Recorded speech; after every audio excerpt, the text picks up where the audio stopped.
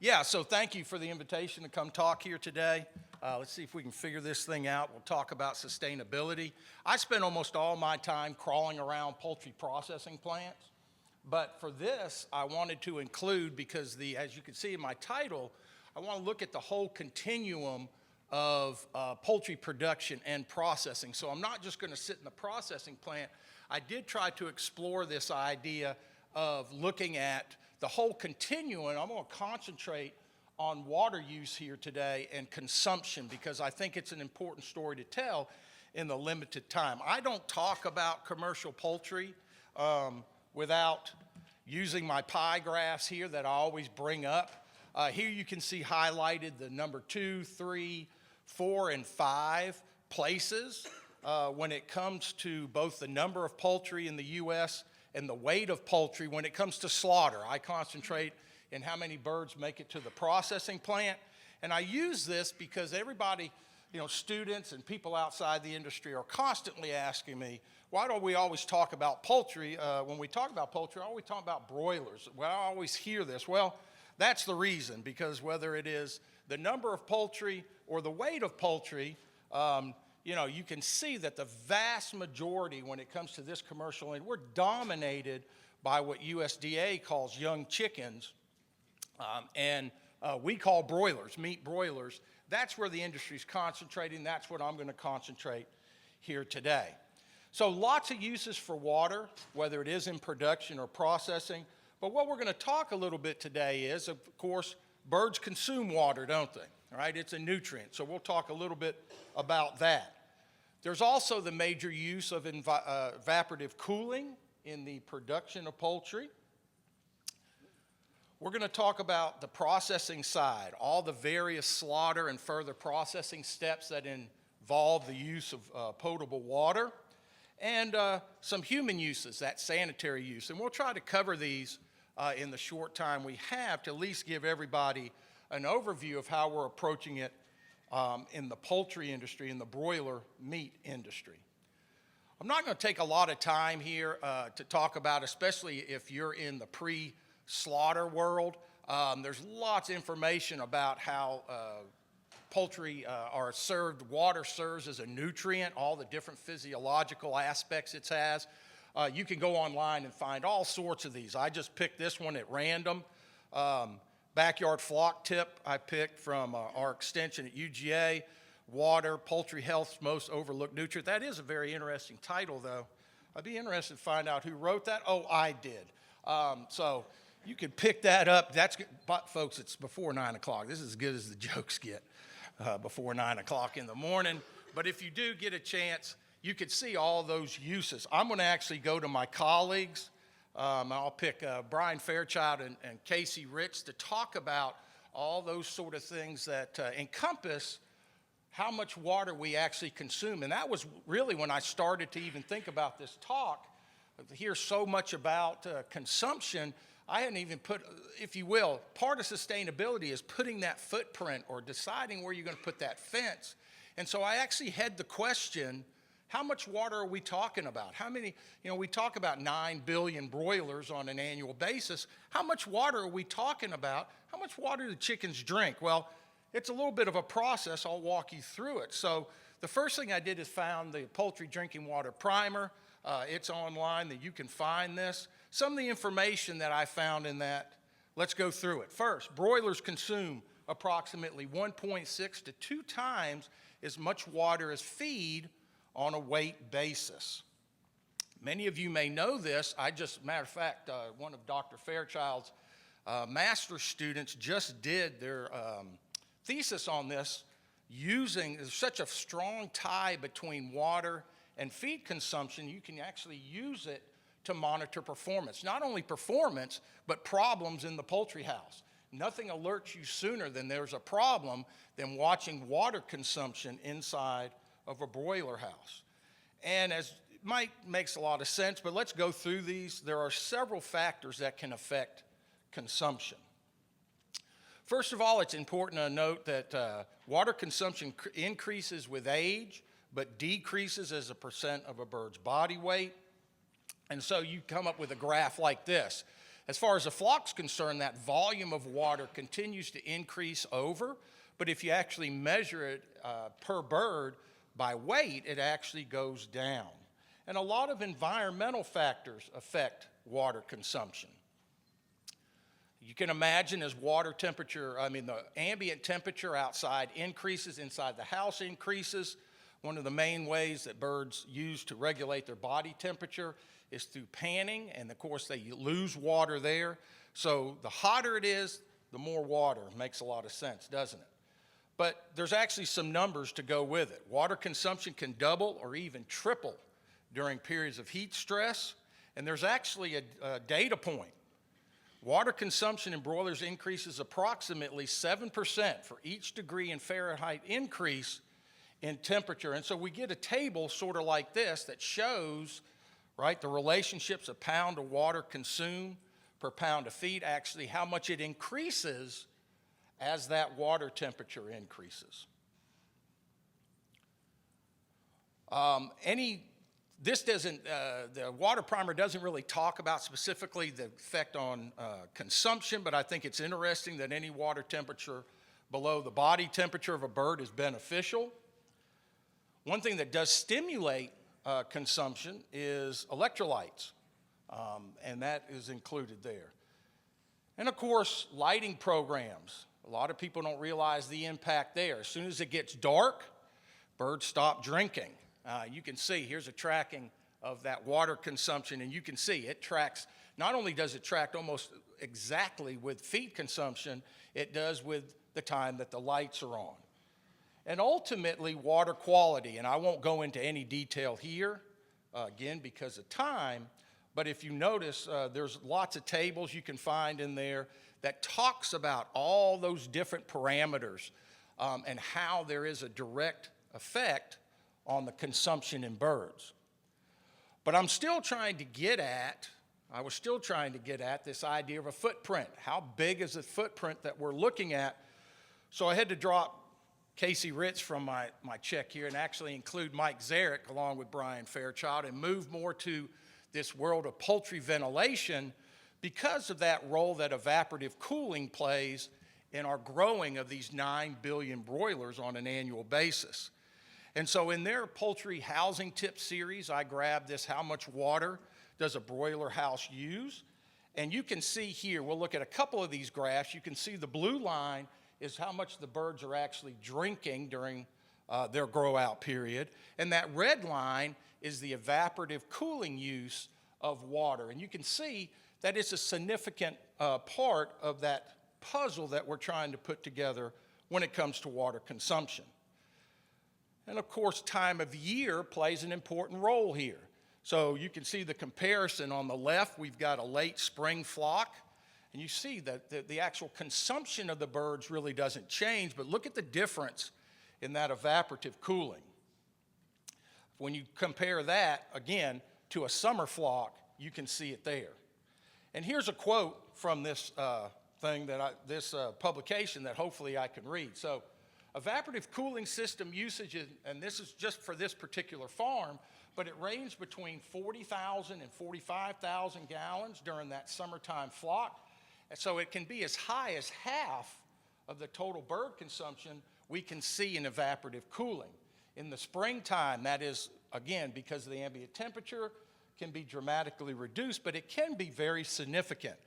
Well, how significant is it? Well, it says they do use a significant amount of water during that hot weather, but it's interesting to note if you take the whole year, from the coldest times of the year to the hottest, well, in this particular case, and we'll see this kind of across the board, evaporative cooling is going to account for about 20% of a total farm's usage. So ultimately, it becomes a math problem. In this same publication, here's the statement that I found finally that I used. If we assume an average lifetime feed conversion of 1.75, and we assume that, this means that a little less than each bird will consume a little less than half a gallon, 1.9 liters of water per pound of bird grown. So all I've got to do is go back to my pie graph. I won't do that, but I'll bring it up here. There's our young chicken broilers numbers right? Here's how many live pounds came to the processing plant in 2023. I multiply it by that half gallon per bird. And so that into the industry from a meat bird consumption sort of water consumption point is about 30 billion, that's important to get the order of magnitude of water, about 114 billion liters of water. So we combine this with evaporative cooling, right, at use at about 20 to 30%. And again, just add that in math. And so we're looking at the industry from a meat broilers kind of standpoint. This 36 to 39 billion gallons of water, 136 to 148 billion liters. Is that sustainable? Well, you tell me. We'll talk about, and I'd be interested from the live folks, is that a sustainable number? But what was also interesting to me, and I went to Mike Zarek and asked him this, I said, this is my statement, put it up here just to, in a publication, I think it's in that nutrient publication. I said in poultry production, while drinking water levels I don't think are really that subject to reduction, what about these evaporative cooling systems? I mean, we're talking, a fifth of what we use for water drinking. Is there some value there at looking at alternatives? And I went to Mike Zarek and I said, Mike, I just ask you, is there anything out there about evaporative cooling? Have you looked at other things? Oh, he says, yeah, we have.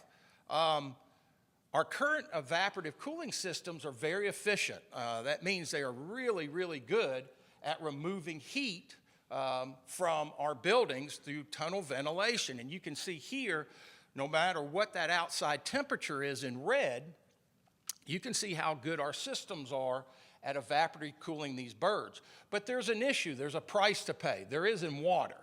So if you don't understand evaporative cooling, it's basically, think about a shower or a curtain of water that we pass air through, direct contact, which then removes, right, cools that air significantly, but also does what? What's the trade-off? The trade-off is humidity. It does take water, if you will, into the system.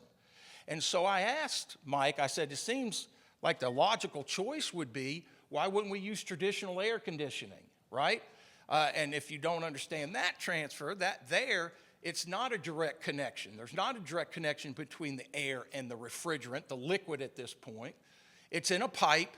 We pass it over. We don't have to have that humidity. And Mike said, oh, listen, we've done that work. We know.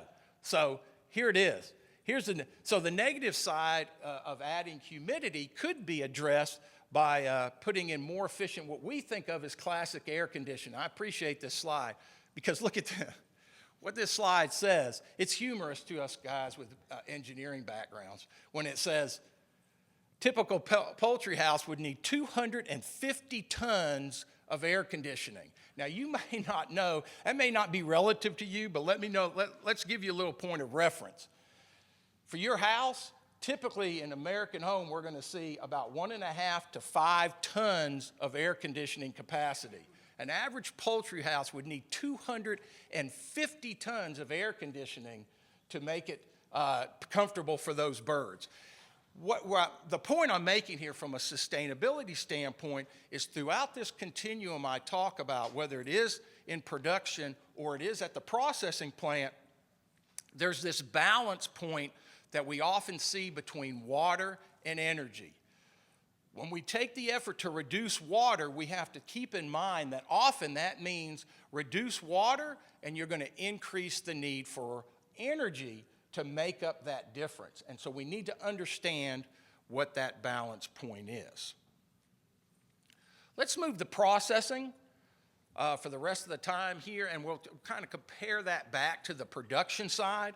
This is a sort of graph I developed a number of years ago to try as best as I could explain kind of the continuum of water use in our processing plants over time since the early 1970s, even before.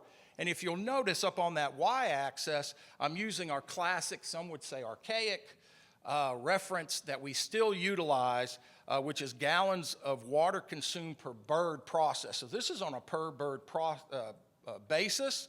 And you can see the continuum here. So we go back to 1972. Most graphs kind of start in this area because that is when the Clean Water Act was passed here in the United States. And that's where we sort of started to keep track of what the heck we were doing with water.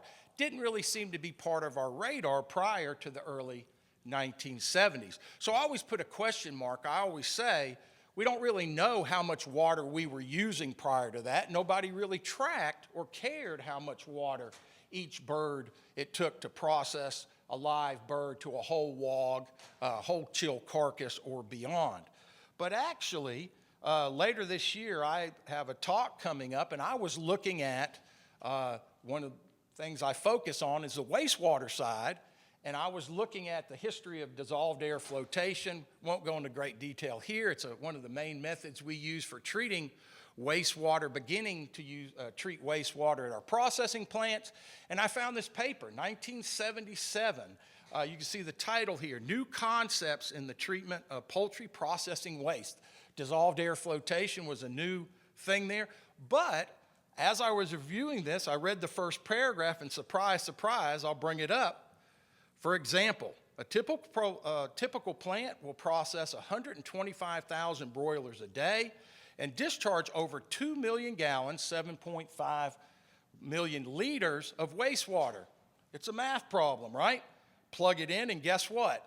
I wasn't wrong on my graph. I found a reference for it. So over 2 million gallons per day, if you're processing 125,000, well, that's 16 gallons plus per bird.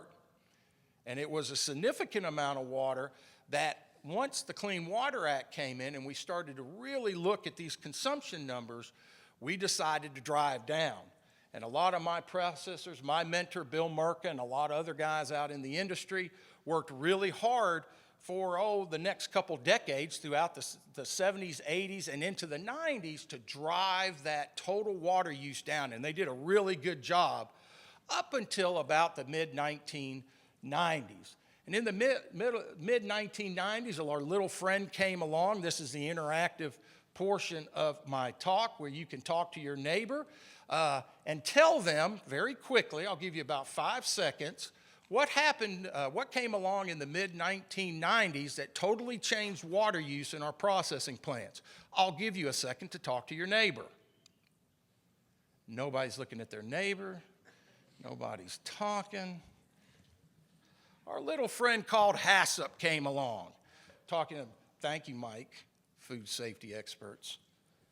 Hazard analysis, critical control point. In the mid-1990s, this became our friend in so many ways in food safety and managing our processing plants. But if you don't know my world, the answer to most HACCP plans in our processing plants meant water, water, water.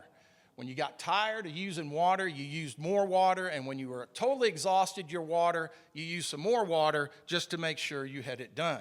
How big was that impact? Well, I'll go back to 20 years ago when Julie Northcutt and Deanna Jones were both still in Athens at ARS and did some really good kind of landmark surveys. They did more than just broiler plants. They did turkey. But here's broilers, and here's the quote I'll take from theirs for this portion. Overall, the average water use prior to the implementation of HACCP was about 20.6 liters, about 5.5 gallons, kind of like you see on my graph.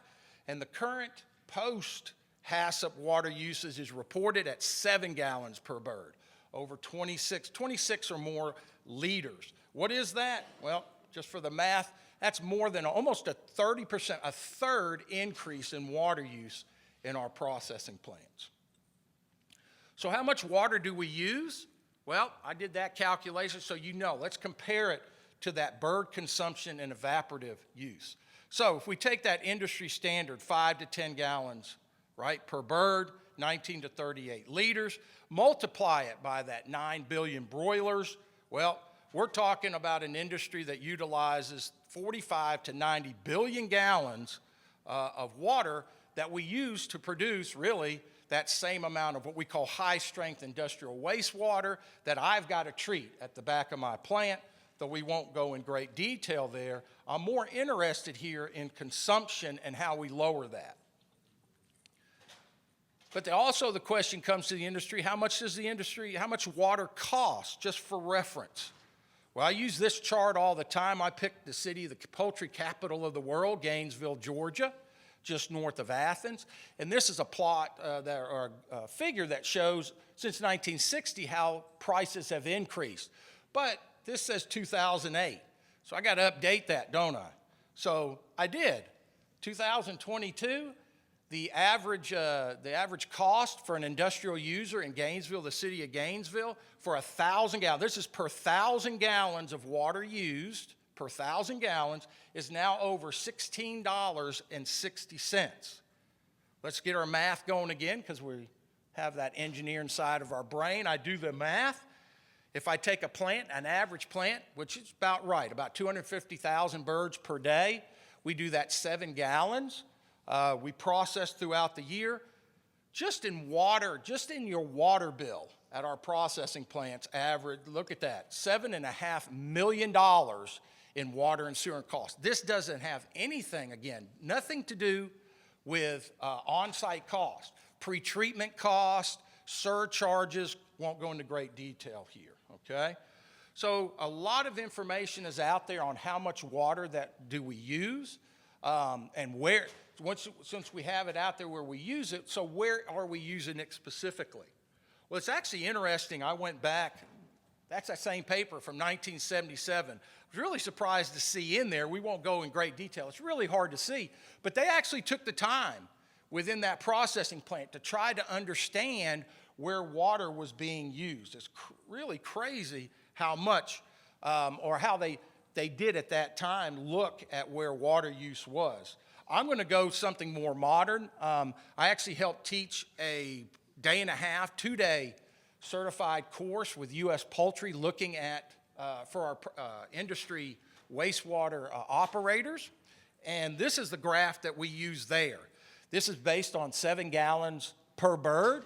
And you can see all the different areas throughout the processing facility where we use water and us assigning, if we can, an order of magnitude there. It's a lot easier to understand it in a pie chart that you see here. And you can see from here that what really jumps out to you is what? Well, evisceration and sanitation. Now, these are cumulative areas where we see water use. These are a lot of different processes, kind of why water is centered there. But this whole idea of water conservation comes up, and that's been a big push that we see in our industry. And here I just define what water conservation is, and I use this to develop sort of a working model for how we attack water conservation in our processing plants. We do a terrible job in our industry. This is something I try to send home to our industry folks all the time. If you increase production and don't increase water use, are you conserving water? Yes. We don't do a very good job advertising that because we're increasing production all the time and not increasing water use. But ultimately, if I use those same terms, this is something I developed a chapter for this thing called the Encyclopedia of whatever this is, engineering. And when here I put this graph together, and we'll explain that real quickly, of how we address this idea of water conservation. So, is this time right? Oh my God, there is no way I'm finishing this talk. No way. All right, I will stay on time. We'll stop. Oh, Lord. Okay, so when water comes in the plant, total water use, right? We can actually have a hard line. We have water that we actually get where we want to use it, and then we have water loss. Really quick, talk to your neighbor. This is a hard line. Can anybody tell me what water loss is? Where do we lose water in our processing plants? Never makes it to where we want it to go. Very quickly, 2 seconds. Yell it out. Great job. You guys are just like freshmen at UGA. Leaks. Man, you would not believe the impact of leaks. Many of these plants were decades old. It's crazy. But then we also waste water with SOP, using water as a broom, right? Using water as a broom, very poor applications of systems. And I'll finish with this. whenever I talk to plants, you'll never talk to a processor that says they're using 7 gallons per bird. They're always talking about using less than that. And how they do that is this. What they're telling you is actually how much fresh water. And that's because of the impact of reuse, which I took too much time talking about other crap. And so we won't be able to talk about that. But if we have any questions after, and I'll be speaking tomorrow at a symposium. I'll do that for advertising. And I'll be talking more about this, spending the whole time in the processing plant and explaining this further. Thank you.